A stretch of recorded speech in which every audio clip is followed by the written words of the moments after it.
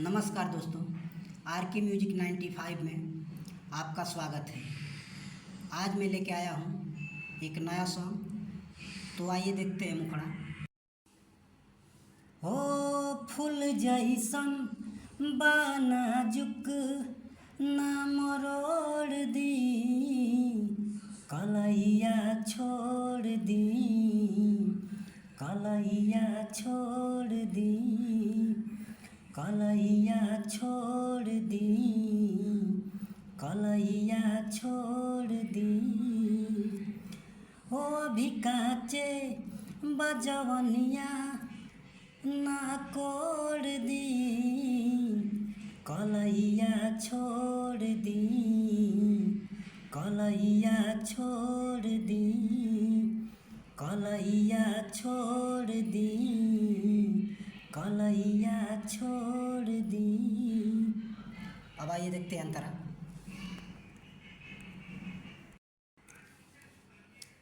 हो बानी हम नया नौहर कनिया हो,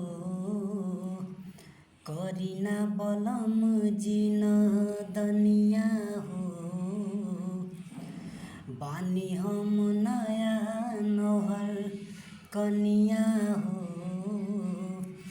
करीना बलम जिन दनिया हो।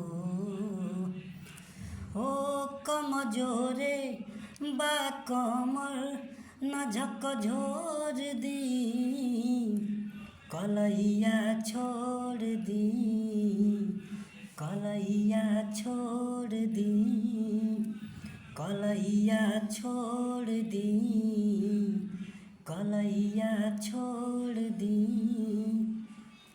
आइए देखते हैं दूसरा अंतरा।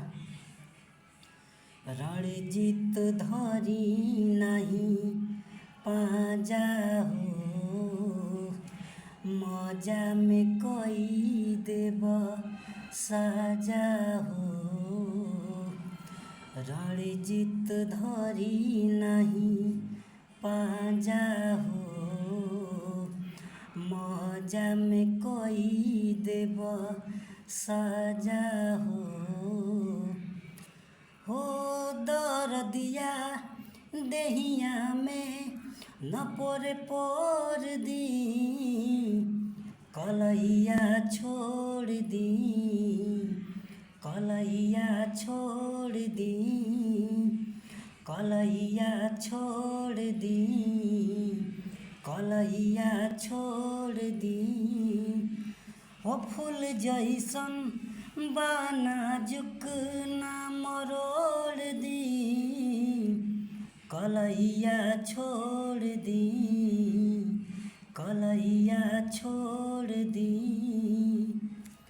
हो अभी काचे बजवनिया ना कोड़ दी, कलैया छोड़ दी, कलैया छोड़ दी।